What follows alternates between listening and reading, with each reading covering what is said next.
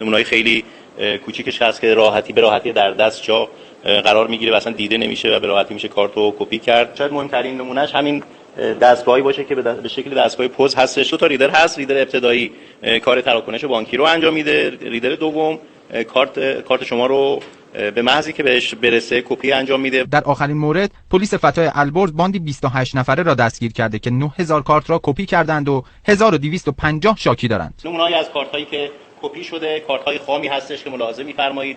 اسنادی هستش که برای خریدها استفاده می‌کنن. عموماً کارت‌هایی که کپی می‌کنن خب با خرید طلاجات و جواهرات اقدام به پولشویی و تبدیل پول نقد می‌کنن. به گفته رئیس پلیس فتا بهترین راه برای جلوگیری از این نوع کلاهبرداری نگفتن رمز به فروشنده هاست. در خریدهایی که انجام می‌دهند هیچ گونه تعارفی رو نداشته باشند.